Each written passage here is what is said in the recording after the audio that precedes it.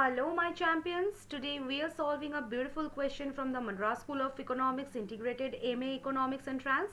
Now listen very carefully. This is not your typical formula type question. This is a brain checking, logics testing and future economist level question.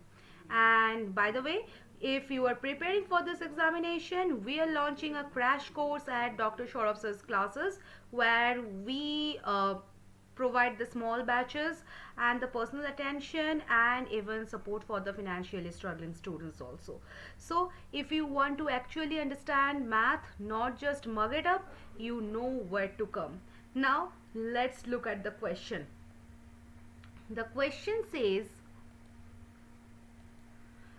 we say that a sequence n has property p if there exists a positive integer m such that an less than equal to 1 for every n greater than equal to m, for each of the following sequences determine whether it has the property p or not.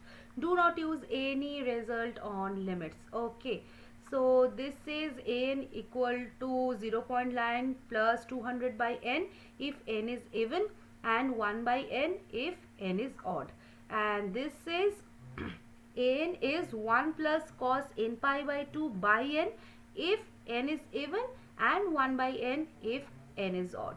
Okay, so we will solve this question together. Now just give me a second. Let me prepare the board first. So okay, now let's decode the question. We are told a sequence n has property p if there exists some number m such that for all n greater than equal to m and n greater than equal to 1, right? Now after some point all terms must stay less than equal to 1, right? So okay, so we have what? If n is even, then n is what? 0.9 plus 200 by n, and if n is odd, then n is what? 1 by n, right? Now odd terms are easy. N is 1 by n. As n increases, then 1 by 1 is 1, 1 by 3 is 0.33, 1 by 5 is 0.2. So always less than equal to 1 after n equal to 1. So odd terms are safe here. Now n is 0.9 plus 200 by n. So let's test some values. If n equal to 2, this will be 0.9 plus 100. This is 100.9. No. If n equal to 10, so this will be 0.9 plus 20. So this is 20.9. No. And if I say n equal to 100, so this will be 0.9 plus 2. So this is 2.9. No. So still we are getting less than 1. Sorry, greater than 1, right? Now when it will become less than equal to 1, we want 0.9 plus 200 by n less than equal to 1, right? So 200 by n less than equal to 0.1. So 200 less than equal to 0.1 n, and n is greater than equal to 2000. Okay. So look at this magic. Huge number 200 is being controlled by dividing by n. Now division is the ultimate anger management technique, right? So odd terms, for the odd terms, always less than equal to 1, and even terms become less than equal to 1 when n is greater than equal to 2000. Okay, and so after n is greater than equal to 2000, all terms are less than equal to 1. So P is satisfied over here. Now we have n is even. Just a second. We have n is even. An will be 1 plus cos n pi by 2 by n, right? So, and if n is odd, this will be n equal to 1 by n, right? Now same as before, n is 1 by n, that is always less than equal to 1.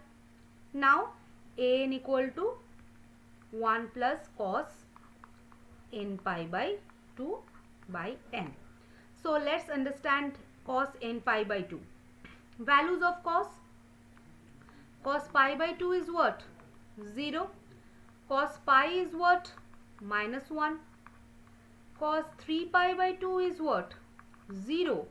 And cos 2 pi is 1. So it keeps changing between minus 1, 0, 1. Okay. So cosine is like your mood swing. Sometimes plus 1, sometimes 0, sometimes minus 1. So an is 1 plus cos value by n. So possibilities will be what? 1 plus 1 by n. That is slightly above 1. So no. 1 plus 0. This is exactly 1. So yes, keep it. And 1 minus 1 by n. That is slightly below 1. So this is also working. Now even when n becomes very large, okay, so 1 plus 1 by n is still greater than 1. Okay. Now there are infinitely many even n where cos n pi by 2 equal to 1. So an equal to 1 plus 1 by n greater than 1 forever, right? So some terms are always greater than 1, right? No matter how large n is. So we can never find an m. Property P is not satisfied over here. So option number 1, property P satisfied.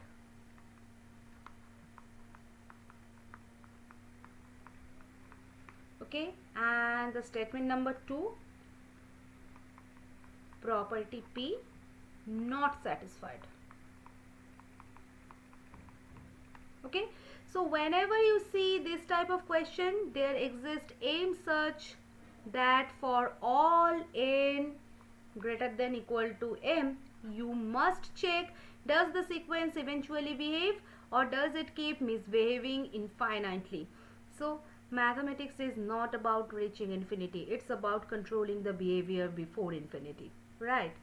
So we will meet soon in the next session with a new question of Madras School of Economics Integrated MA Economics Entrance question, and you can join our crash course today. So bye bye now.